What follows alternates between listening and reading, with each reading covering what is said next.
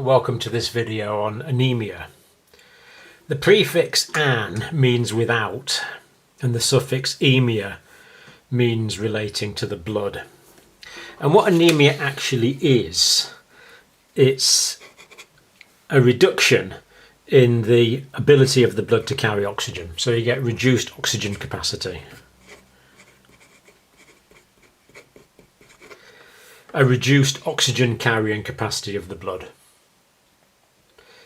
And as you probably know, the oxygen in the blood is carried by the red cells. So this is often associated with reduced red cell numbers,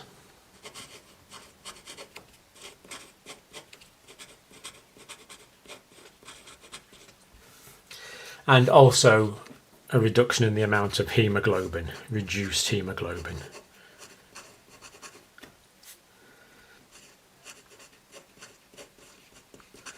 The hemoglobin being the red pigment in the red cells that transports the oxygen.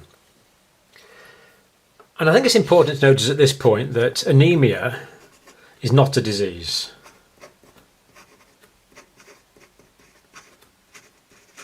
In its own right, rather it is a symptom of many possible diseases. It's a feature of disordered physiology, but not a disease in its own right. Now, why is it important for us to know about anemia? Well, the WHO, the World Health Organization, and these figures I'm about to give you are an indictment on humanity, but they are the latest WHO figures. 1.62 billion people suffer from anemia. This is remarkably common, and that works out at 24.8% of the world's population. So basically a quarter of the world's population are anemic. That's the current situation. Particularly prevalent in children, particularly prevalent in women. So it's useful to think about what normal hemoglobin is, and it does vary a bit. So in men, normal hemoglobin is 130 to 180 grams per litre of blood, or if you prefer 13 to 18 grams per decilitre of blood. That's per 100 mils. In the UK we're using these figures now, grams per litre. In women tends to be a bit lower, so 115 to 165 grams a litre in women would be an acceptable range. So given that there's so many people with anemia,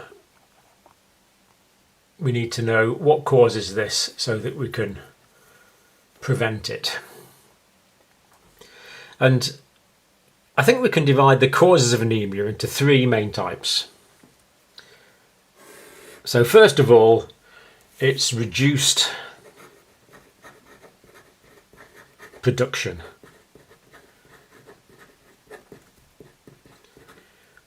of red blood cells, the erythrocytes.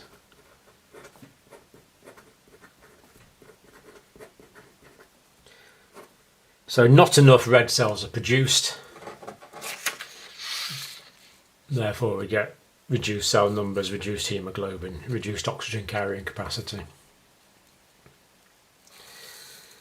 Alternatively, another group of causes are associated with increased destruction of red blood cells once they're made.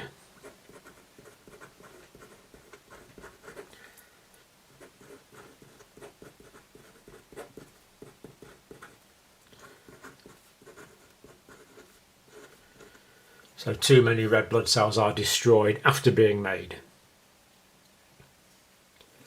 And thirdly, they can be simply loss of red blood cells.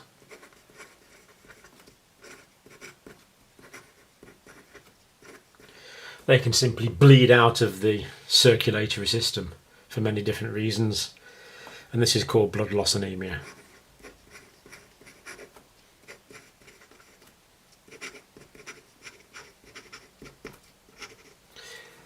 So the three main causes there. Now if you've got a big sheet of paper, you can put everything that I'm about to do for these subcategories on one piece of paper, because what we're going to do now is subdivide these into interesting aspects that fit in with these classifications, but I'm not going to put them all on this piece of paper because it would be far too cluttered. So let's first of all think about the decreased production of red blood cells. So reduced production.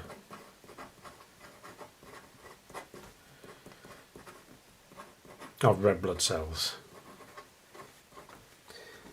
So what we're filling out here is this bit. In fact, I might colour that. There we go. Reduced production of red cells. We're doing this bit at the moment on this piece of paper. So reduced production of red cells. I think you can divide this in different ways, but this is kind of the way I found works over teaching many students. Thinking about malnutrition first.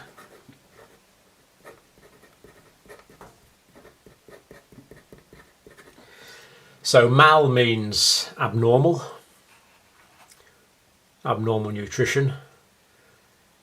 In this case, not enough of particular nutrients. So malnutrition as a cause. And the one that comes to mind straight away, of course, is iron. The centre of every haemoglobin molecule is iron. And iron deficiency anemia is by far and away the most common form of anemia in the world. So we need enough iron in the diet to produce the red blood cells, because the haemoglobin molecules depend on iron. They're all structured around iron. It's a complex protein, but it's all structured around iron. And the other one that springs to mind is B12. Vitamin B12 is absolutely essential for red cell production in the bone marrow, as indeed is folic acid.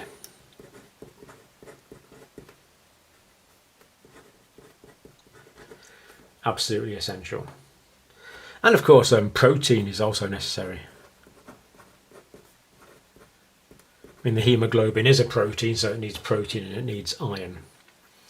So iron is essential because iron is the centre of the haemoglobin molecule.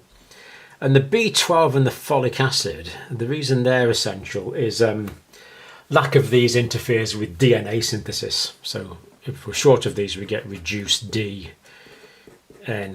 synthesis in the production of the red cells. Because the stem cells in the bone marrow start off with a nucleus. The red cells only lose their nucleus later on. So normal DNA deoxyribonucleic acid physiology is absolutely essential. So that's the first category, malnutrition, which can reduce the production and indeed reduce the quality of the red cells. Now the next one is pernicious anemia.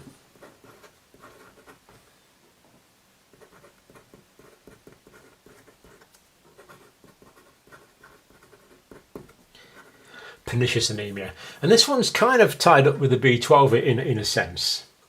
But the pernicious anemia, the difference is that this is autoimmune.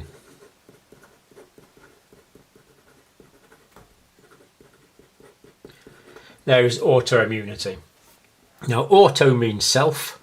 So in autoimmunity, the body's own immune system is attacking its own tissues. And in this case, the autoimmune attack is attacking the gastric, parietal cells. Now these are cells in the gastric mucosa, They make the hydrochloric acid, but they also make intrinsic factor.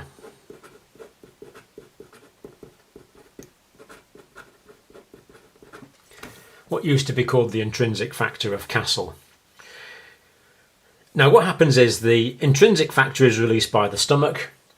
That combines with the B12 in the diet, and it's actually the combination of the B12, which in this context is called the extrinsic factor. The way it combines with the intrinsic factor, the two molecules come together and combine to form a single molecule. And it's only in that combined form that the B12 can be absorbed. So the intrinsic factor is necessary for the absorption of the B12.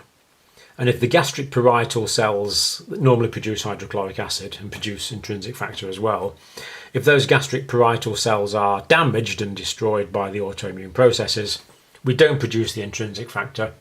So no matter how much B12 you eat in your diet, it can't be absorbed because it's not combined with the intrinsic factor, which is absent. So that's pernicious anemia. Now another form, quite a frightening form, is aplastic.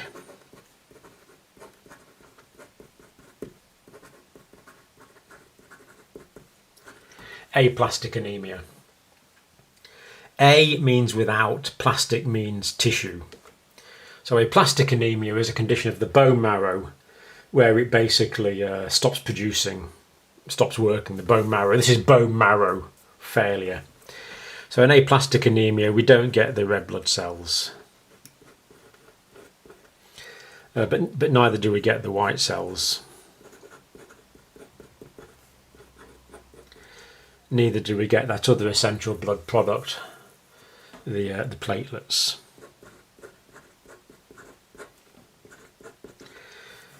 So we don't get the erythrocytes, we don't get the leukocytes, and we don't get the thrombocytes.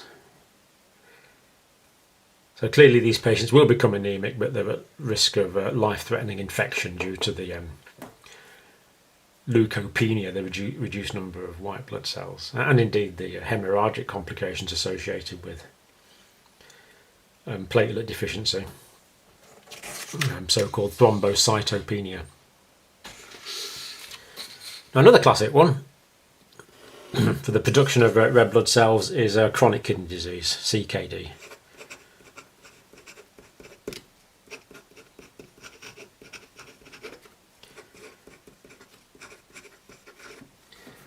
So chronic kidney disease. Now you probably remember that the erythropoietin is produced by the kidneys. So when the kidneys are diseased, we're going to get reduced production of erythropoietin.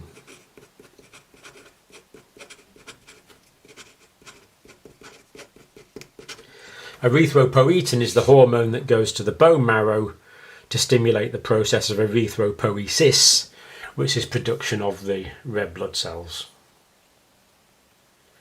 So when I was young, we used to give chronic kidney disease patients blood transfusions. Now, fortunately, we can give EPO as an injection. It's now available, although I think it's still quite expensive. But another reason why we get this reduced production of the red cells. Now, also on reduced production, another condition we come across fairly frequently is anemia of chronic disease.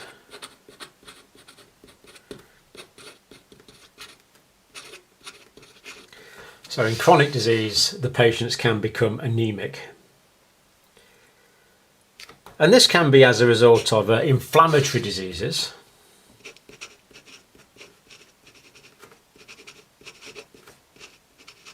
Classically, we might think of rheumatoid arthritis. Anemia of chronic disease can be associated with cancer as well. And what happens in both of these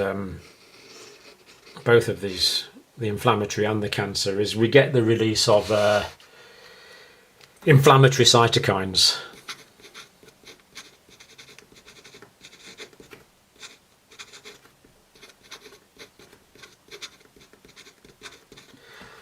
It's the cytokines, which are these cell-to-cell communication molecules.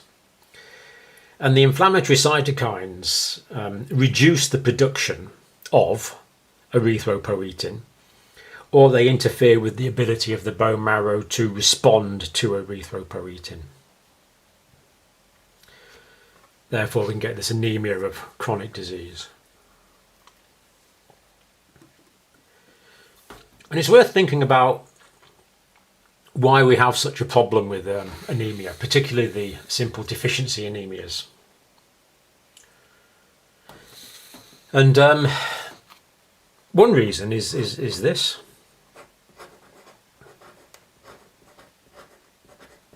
People simply don't know what we've just talked about on this video.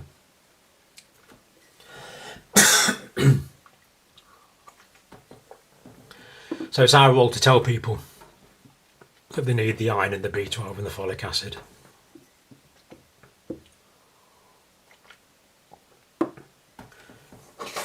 And this can be related to poverty,